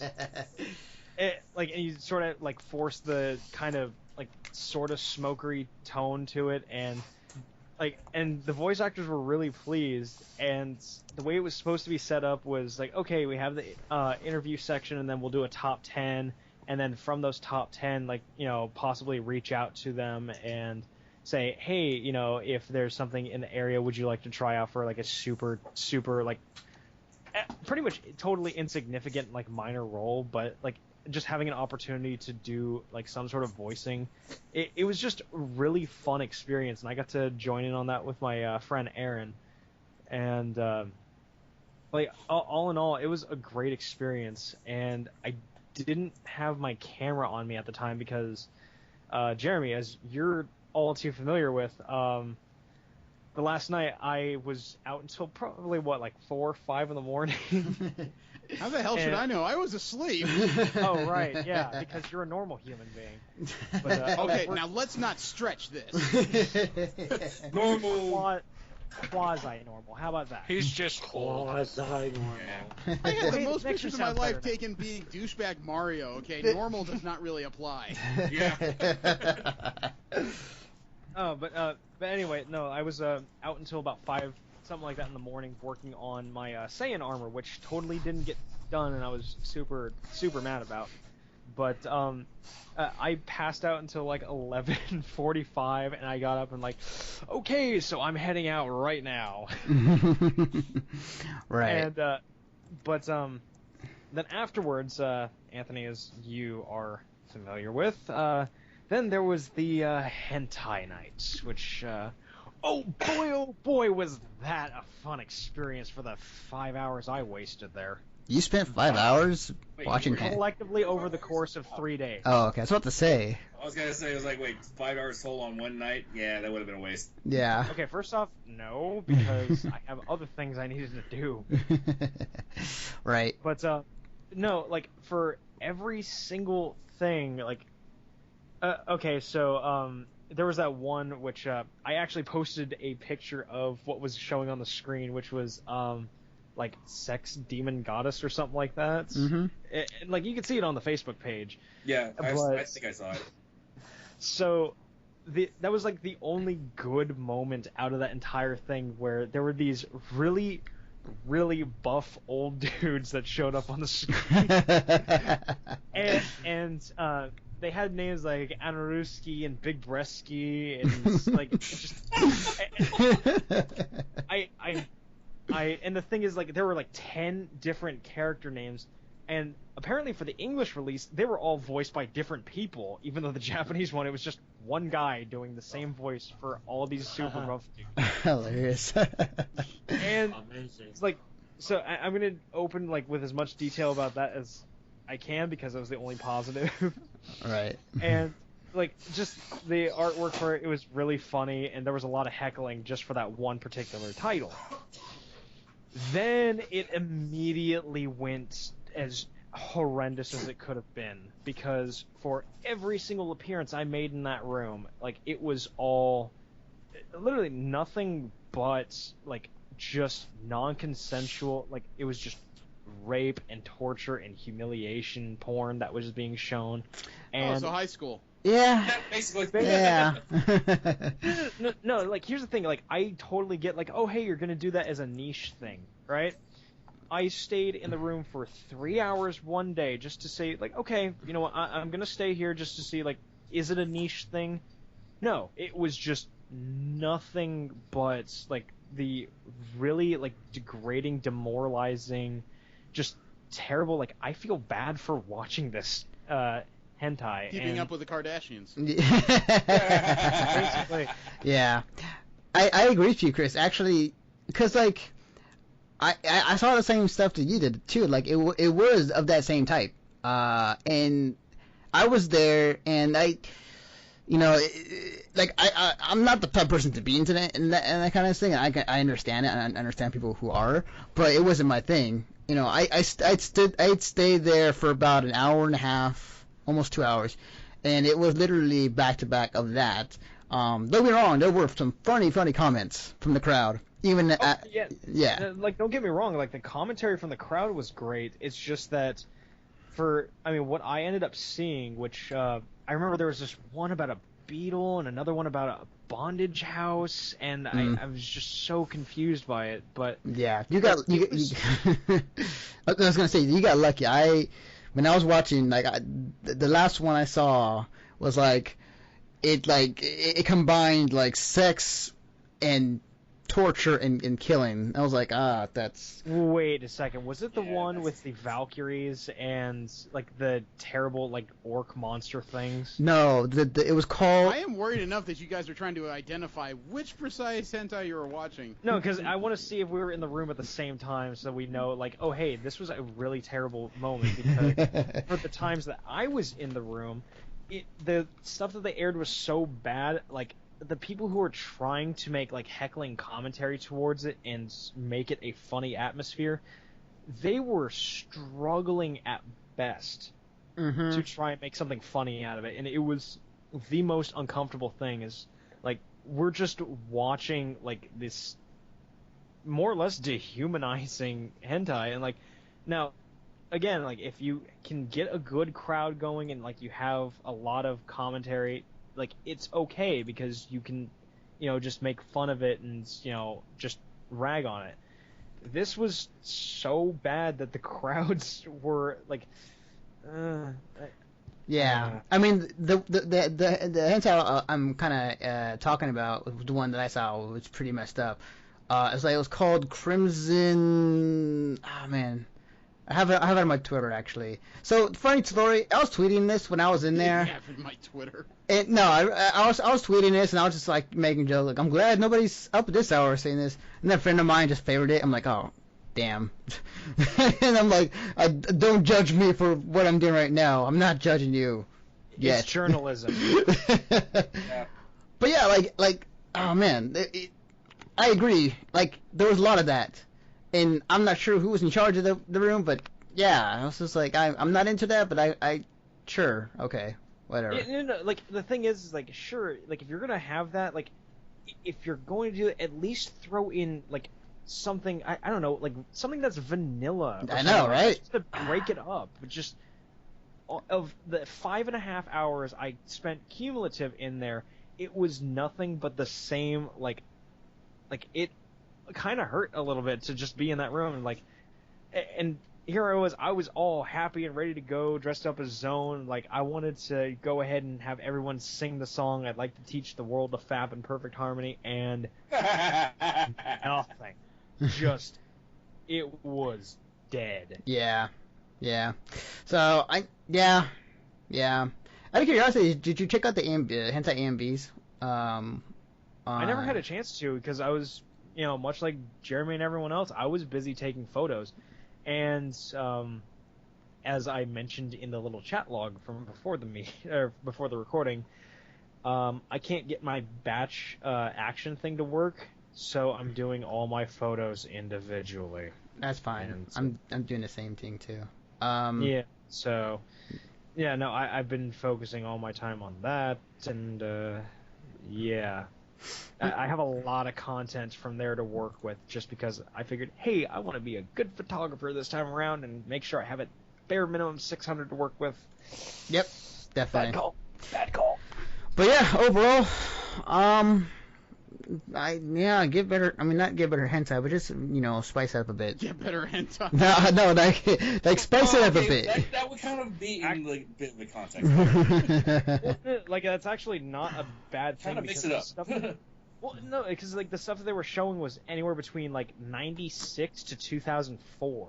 Yeah, that's true. And I was in the like really choppy era, and when I say choppy, I mean for one particular show, they had like a talking sequence or something like that, and it had 3 frames of animation. I think it was nothing but smear screens. I love the budget. Yeah. I love that budgeting game. Yeah, it's. I think I know what he's talking about, but yeah. It was the second one shown on Day 0. Okay, I wasn't there for it then. Or the first one. It was the first or second, something like that. Okay. But that's the hentai room, everybody. So hopefully next year will be better. Hopefully. Hopefully. Please mix it up next time around. Right. So, Jeremy Rin, I want to know your experiences checking out the Music Fest, because I talked to you a bit about Rin, about it, and you seem to really enjoy it. It's great. Yeah, so tell me, guys, how was it? I enjoyed it. Yeah, it was amazing. Like, pretty much no disappointment whatsoever. It was all right. It wasn't my brand of music, but I went in just kind of. I mean, yeah. I didn't have any high expectations. It helps that you were. Yeah, I suppose it helps that you actually were exposed to their music beforehand, and you've grown to like it. But I mean, I liked their music once I first started listening to it. Like, I like the style. I do find it. I don't want to say it reminds me of them, but does seem very similar to homemade concert glue that they had last year, where it's a combination of modern rock with some rapping here and there. Yeah. Like, it's been, I've noticed it's been a common trend for families who are bringing like these bands that do this fusion of sorts, and it seems to be really well received by the fans. And I feel with the choice of background who did the openings of the more recent anime of Gundam Build Fighters, really goes well with the fact that they had the Gunpla Builders World Cup qualifiers at the convention itself. So I think that was a really good choice. Yeah, definitely. Yeah. Also, I have made a not a terrible mistake, but a bit of a mistake where I confused early access for press into Music Fest with early access for press into Masquerade. Oh. Yeah, so very sorry for switching matches with you like that. No, it's fine. It's fine. Yeah. I will say though that the arena or the theater there is a really good venue for a small concert. I was actually kind of surprised though that the seating was not full. There were still. It was interesting to see how people filed in because there were no ushers to tell them where to sit. A lot of people, they filled up the floor, and then they filled up the middle section of the upper tier. There were so many interesting seats that had a good, 60, 45, even like 35-degree view of the stage were relatively close that people stayed out of. I think, I don't know, a lot of people, I've had people tell me, oh, it's better to see it from above, and I'm just kind of going suit yourself, I guess. Yeah. Okay. Yeah, it's kind of like each their own, I guess. But generally, if that was me, I'd be up in the front. I want to be in that, just like. Yeah, I would be as close to your front as I possibly could. Yeah. Which is if why I was maybe more I feel maybe band, I would be. yeah. I feel well, I just want to get for Music Fest overall, just because I typically enjoy their events. Pretty much there's not too much I can really dislike. Yeah, I will try to probably line up way beforehand, hopefully. It's pretty much a first come first serve, regardless of whether or not you're there on press or not. So it's funny because typically I get into Music Fest by this is a bit off the record here, but I typically try to find friends who have lined up beforehand and go in line with them. But this time I had to do the opposite, where I got there first and then I had a bunch of friends end up lining up behind me. The irony of it all. Yeah. Although that was the nice thing, because the theater didn't fill up completely, I suppose. I don't think anybody really got left out. I mean, I was at the very end of the line. I showed up right before the line started moving, and we got in, and I found a pretty good seat, no problem. I think maybe the main problem was just really timing. I believe Music Fest was going on around the same time as maybe. Yeah, it had a crossover with the black couple, and white. Yeah, there's a black and white crossover. And then there was also one other thing. Probably there was another event. I feel like it was a big panel at the Fairmont. Was it the CWF? No. Because I went to the CWF. Yeah. No. It was something. I forget what it was, but it was some kind of popular panel from what I recall. So that's the one problem with Music Fest, is that it crossed over with two very popular things at the convention. I'm glad that would partially explain why it looks like there were a bunch of empty seats. Right. That does explain it. I'm glad that you enjoyed it, though. I was kind of curious about it. It was definitely great. For anyone that's really into Japanese popular music, and you're going to fan I definitely recommend lining up as early as possible on typically it's day 2 Saturday of the convention to go check out Music Fest and line up early, just so you can get those very good seats and just not to mention it's free. That is true. It comes included in the price of going to the convention. You buy your registration, you enter this event, no additional costs. Just go out early. I feel that's probably one of the biggest cultural events, because you're getting actual music from Japan. Yeah, it's pretty worth. It's well worth the time, well worth the wait, and definitely well worth the money that you paid for your registration. Right, definitely. So the funny moment actually with me and Jeremy, it happened with the the musical guest. So me and Jeremy went to go interview back on Sunday afternoon, and I was during that day I was actually wearing my Scorpion cosplay. And I was walking around doing my thing, and we had to do interviews. So I'm in this thing all day on Sunday. And I went to go and interview back on, and like the first thing they say when they saw me, like they were speaking Japanese, but the only word I could understand that they said was Undertaker, and then they were like, "Oh, cool." They think I'm Undertaker or something like that. Yeah. So that was funny. That was pretty awesome. But cool. I'm glad you guys have fun. I feel like at some point I do have to go to the music fest at least once. I have not been to it yet at all. So I feel like at some point I have Music to. Fest is fun. I've been to one in 2011, and I had a really good time there. Okay. Maybe I can go. We can try it for next year. Music Fest should be standard if you go to Fanime, regardless if you're into the music or not. It's always good to try something. Oh yeah. Definitely agreed. It's always good to try something new. Definitely agreed. In terms of anything else, I feel like the one thing I kept running into outside of what I've already planned for my usual coverage of Fanime is that like I was wondering if I'm not the only person who thought this, because I was looking through the Fanime thread on Facebook, and I was seeing the same response from everybody else. Is like people were, including myself, were finding things not to do, or like running out of things to do. That's what I'm looking for. I mean, that's really the whole timing thing, I assume. Right, like it. Yeah, pretty much. Like it, I felt like I got what I needed to do, but if I want to check something else out, like there really wasn't nothing else for me to do. Like I got kind of bored at times. Honestly, a good majority of my time was spent over at Stage 0. Yeah. So. Yeah. There was quite a bit to do there. Yeah. I mean, it's great that Stage 0 is like a very good place to just like chill out and relax around while you just want to like take a break or something, get a little bit of entertainment in. Mm-hmm. But yeah, like. And on top of that, I'm a K-pop fan. They play a lot of K-pop videos, so that's a good thing for me. Yeah. Mm-hmm. Also, if I want to note, it's like there's one thing I do want to note. This past Fanime was their 10th year that crew has been together. Oh wow, I did not know that. That's crazy. Legit. That's awesome. But yeah, like generally for me, at least in my opinion, like I feel like I got kind of bored quickly at times during the con. Yeah, there was definitely a lot of off hours. Yeah, but overall, like. So that's where I am going to the gaming room. Yeah. Yeah. I mean, like, also a good majority of my. Like it also helped that for me, at least for me, there were quite a couple of fighting game tournaments that went on around the same weekend, so I was able to watch streams from that, like on my off time. Mm-hmm. Agreed.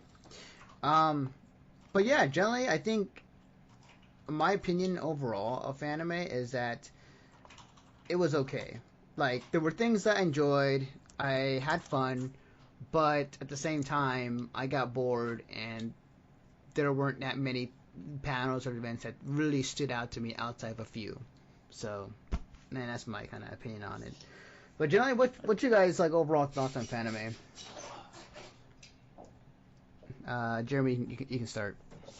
I think that there is a few things that need to be fixed, and it needs to happen soon if they want to stay in this building. If not, they may have to start looking at other venues. And I realize that is not going to be a popular outlook because of a serious lack of Northern California conventions. However, there's not much you can do if the cities just haven't built places to handle larger crowds. Okay. And I think that most of the convention's problems are more or less organizational in nature. They're very much fixable. They just need to be addressed soon. They have something really interesting, and it's a lot of fun. It's coming dangerously close to messy. Yeah. Agreed. Thank you, Jeremy. Chris. Honestly, when it came to my overall experience with Fanime, it wasn't until Sunday that I could actually consider it great. Like, I had fun on Sunday, and in regards to like my overall distaste for a few things, Now, when I made my commentary about the hentai night thing, for Saturday night... Hello everyone, this is Chris, also known as Kaz from the Mission Start podcast team. In the following segment, I'd like to give a little disclaimer as, for the next few minutes, I happen to be talking about a time in which I ended up being intoxicated at the convention. And under any other circumstances, I would say don't drink when you're going to a con. It's going to take away from your overall experience. It's now granted that some of you may have fun with it. I just sincerely hope that you happen to be responsible adults of legal age. But if you are underage or if you know that you may have an alcohol problem, then keep in mind that it may be, well, for lack of a better word, it just won't be a great experience for other people at the convention. So, in my particular case, this happened to be well after midnight, and I happened to be drinking, in this case, tequila, soza. And I just wanted to have a more enjoyable experience in the hentai room, considering my overall discomfort that I had with the night prior. And so, as a result, I was intoxicated. I had no problem sitting through the room for apparently 2.5 hours just watching the material. But it doesn't change the fact that if it's during the day or if it's at any... Well, I mean, arguably you can say it's for any other point in the convention, but it's best to not be under the influence of alcohol during the convention because your actions may be construed as rude, disruptive, and otherwise ruin other people's time. So, with that in mind, if you are going to be drinking at the conventions, again, I hope that it's all done responsibly and that you are not disruptive while you are under the influence. And otherwise, I hope you enjoy. I was about 10, 12 shots of tequila in when I went into the showing, and I still had a bad time. So, Nice. No, let's just be on the record that since I had such a bad time the day prior, I decided, hey, I'm just going to make sure I'm completely drunk for this. But, off of that point, like I said, it wasn't until Sunday that I actually started genuinely enjoying myself over there. Like, there was so much there for Thursday, Friday, and Saturday. I felt very hurried. I had a hard time finding things. I only got to go to the voice actor thing just because my friend told me that it was going on. But, like, aside from that, the way that it was all set up, I genuinely enjoyed it. I like the fact that the vendors hall had its own very large, spacious section. You didn't feel like you were remotely squished when you were working through the booths, except for the ones that had the tiny little hallways in them, but that was only like a couple booths. The artist alley, I love the way that was set up, and the fact that it was separate meant that people who were genuinely interested in art could focus their time on that and not get distracted with anything else. And with the swap meet where it was a nice way to have that, out of, I'm getting tongue-tied here. It was just, it was well set up. I like how the swap meet was handled. It was put away in an area where it didn't clutter everything else. And to be fair, the hallways, as mentioned before, they did feel pretty cluttered. On the whole, I mean, I still enjoyed my time there. I enjoyed taking all the photos that I was able to and everything. And if I had to rate it out of 10, I'd probably give it like a 6.7 to 7 out of it. Well, somebody thought that was funny. Oh, what? That I'm actually giving it a genuine numeric rating? Yes. Like a genuine, actual score. Yes. Yeah, Apparently. No. I put a lot of thought into it for this past week, and I'd still say it passes, it meets the passing threshold, but there were just a lot of things that I had a hard time dealing with, and it wasn't terrible by any means, but it also wasn't good. Mm-hmm. Okay. So, yeah, I mean, take it as you will. Okay. Thank you, Chris. Take it you will. Yeah. Steve. Yeah. Yeah, you're still here. I have to. Hey, he's alive! Yeah, well, I've been making comments. I have to say that I was pretty lazy this past con. I treated it more like a vacation than actually attending a con per se. I hung out in the room a lot and just tried to help people out if they needed it. But the events that I did go to see, the Music Fest and the CWF panel and so forth, I had a lot of fun with. I like the area that this con is held in. I like a lot of the restaurants. I loved the crepe place, Whispers, and some of the other food around the area. I think that it's very well situated as far as like being able to find something good to eat. So that was a plus for me, because sometimes you go to some of these cons down south and it's like, unless you're taking a taxi or you're getting your car out, you're not going to find any place affordable or good in that respect. So I did enjoy that part of it. Yeah. So that was a plus for me. But yeah, the crowding was. I don't know what time you guys ended up going into the Artist Alley, but the time that I made it into Artist Alley, I was having to bumping into people. I was trying to contort myself to get fit through places. It was way too crowded for my comfort level. I never even made it into the dealer's hall because there was a line. But honestly, I wasn't planning on spending any money anyway, so that probably wasn't a huge loss. I liked the gaming area. A lot of interesting things going on in there. I didn't spend a lot of time in there because I had my Xbox set up in my room, but yeah. Other than that, I noticed that a lot of other people were having a good time, so that tends to make me have a good time if everybody's kind of enjoying themselves. And other than that, yeah, I just kind of chilled out for the entire weekend. Cool, awesome. Thank you, Steve. One way to enjoy convention. Derek, your thoughts on it, Fanime? Okay, well, for me, as far as my personal con, from a personal standpoint, my con experience, I actually genuinely had a lot of fun this year.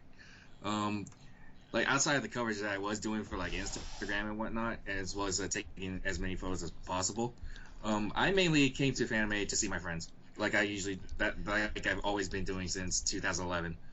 And I saw quite a few, and I caught up with quite a lot of people. It was over the weekend, especially people that were that were not from NorCal, that were from out of town.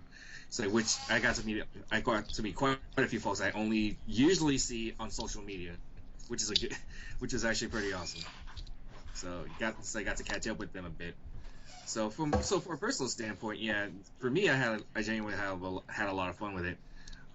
As far as the actual convention goes, yeah, I was pretty much in line with everybody.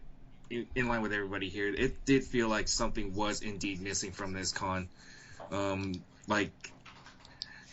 Organization-wise, I can see, yeah, with the overcrowding and everything, they may have to move. I'm just hoping it isn't to SoCal, but hey, that's my personal opinion. Yeah. There's so much salt if that were to happen. God. Yeah, I know, right? Yeah, that would be ridiculous. Even though we already lost WonderCon, we can't lose Fanime as well. Oh man, that'll be it. Just imagine losing AOD or something, and we also recently lost Japan Expo USA for. Essentially for good. Yeah. Yeah. But yeah, as far as the actual con goes, there are quite a few things that should probably be addressed. It's before Fanime 2016 starts. A lot of it is fixable, like Jeremy said. But other than that, I had a great time at this con. Oh. Got beat up with a lot of people. Got to catch up. So awesome. Yeah, cool. Thank you, Derek. Last but not least, Rin, your final thoughts on Fanime.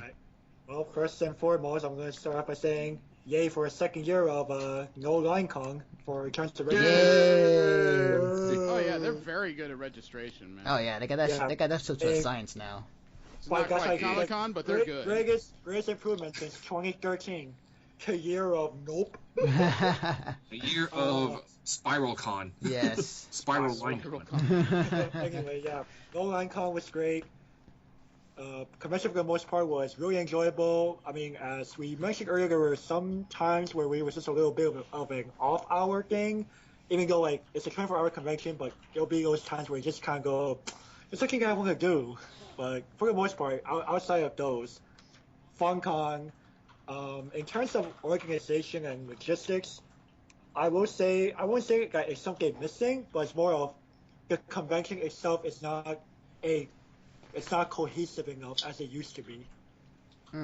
Where things are more loosely connected, where during outlying hotels, like I previously said that this is a good thing for family where it is allowed to expand, but it has taken too much advantage to the point where it's becoming less and less cohesive. So I feel that causes us to think that something's missing. But outside of that, it was all good. If anything, maybe checkpoints to the entrance of the convention center might be a way to cut down on overcrowding within the convention center halls itself. So might be something worth looking into. For sure. Thank everyone. Thank you guys for joining me for this long podcast about Fanime. Before we sign out, I'm sorry from Bombs Up again. Jeremy, where can I find you on the internet? My mugshot is up at San Jose's police department. We just gotta find a big giant Mario cap, right?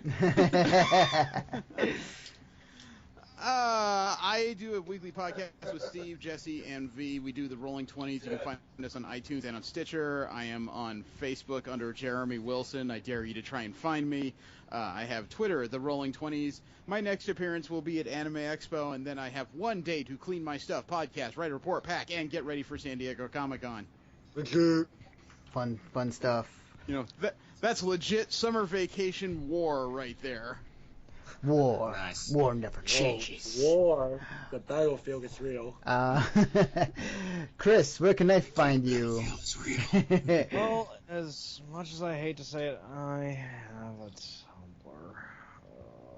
But that's Kaz Cosplay. Same thing goes for my Facebook page, which is also aptly named Kaz Cosplay. You can totally find me on Mission Start Podcast because, hey, I just recently posted an editorial about the San Diego Symphony Orchestra. And speaking of, I will be going to San Diego Comic Con with everyone else and crying as the last bits of my money fly away from me. And then, of course... Nobody cries as they go broke at Comic Con. They just go broke.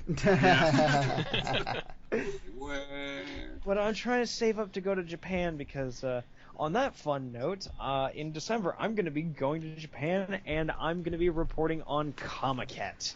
Yay! Nice. Oh yeah. So mind you, that's a convention with around 600,000 attendees. So you get to be one of the few round eyes out there. Mm-hmm. Yeah, you get to have fun, mingle with the crowd. It's like an anime convention. Live the dream of many. Yeah, you might need to be prepared for that European style of convention, though. One ticket, one entry, no multiple changes and stuff. And the fact that it's like essentially one giant exhibit hall, instead of like all these different halls that we're so used to. Have fun there, buddy. Yep. We wish you an enjoyable time there. I am actually a little terrified because, like, based off attendance for Fanime, it's about 12 of those all stacked together in the size of Sacramento. Quick question. Have you actually been to Japan Expo USA? No, I have not. Okay. Well, I was going to say it was basically like that, but like much bigger. Gotcha. Well, that's probably Comic Con for you. If the kaiju attack, we'll miss you. We'll keep your... It's okay. We all go like a kaiju portal is somewhere off the coast of San Francisco. or off the coast of Shanghai. It's one of those two. Right. And lastly, I also have an Instagram, which is Christopher Sturm. And from there, I post food porn. Yeah, because nothing's sexier than food porn. You do know what that term means, right, Anthony? It's not putting your ding dang doodle inside a ho ho. Inside the actual bun. No, I've seen it before, Chris. I've seen Kojima's Twitter. I've seen the stuff he's been posting like every once in a while. Yeah, but I'm just saying that, like, I post pictures of food all the time, and I'm a basic white. Ah, God damn it! And double language. That's like a double penalty there. Yeah, That's a double. just a little bit, but yeah, no, I'm basic white girl Yes, status. with that mouth. Language. Thank you, Chris. Steve, where can I find you on the internet? Lurking. Okay. No, That's an answer. I also participate in the Rolling 20s podcast. Other than that, I kind of keep to myself. So, yeah, Rolling 20s, pretty much that's it. Cool. Awesome. Derek, where can I find you on the internet? Okay, they can find me on both Twitter and Instagram at Kamen Rider Tag, KamenRiderTag. I also go by that name on Twitch as well, and you might just find me in some random stream. It's like pretty much trolling half the chat. Awesome. Rin, where can I find you on the internet? Outside of the supposed list of suspected North Korean spies, I'm kidding. Anyway, you can find me under the name Ringunwa under Twitter, Instagram, American Cosplay Paradise, and World Cosplay.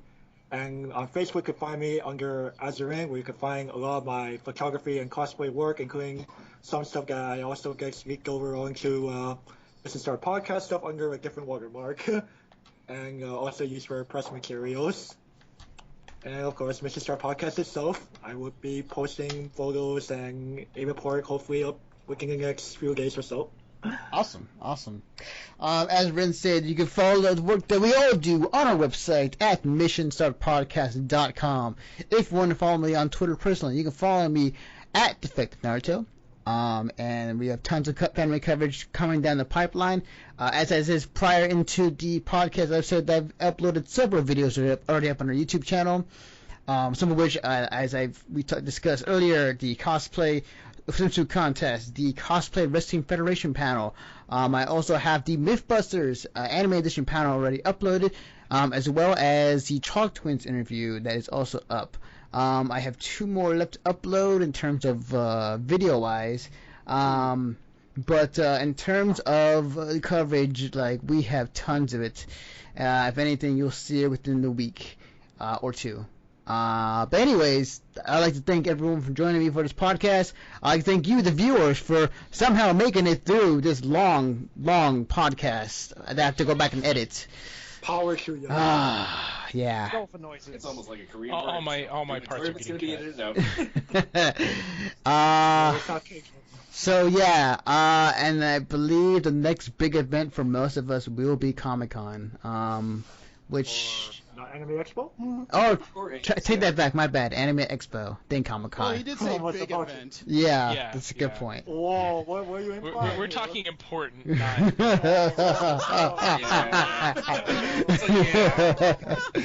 Oh, stop Wow. fire Wow. already. It's not even July. It's not even June, let alone July, and we're already firing shots. I just have a feeling that like AX is gonna get a hands on this podcast and just gonna like, oh, these guys were talking bad about us. Oh, we'll take away their press badges. Yeah, I like that. That's okay. I didn't have one of those badges, so I'm fine. Anyways, thank you guys, and we will see you guys next time.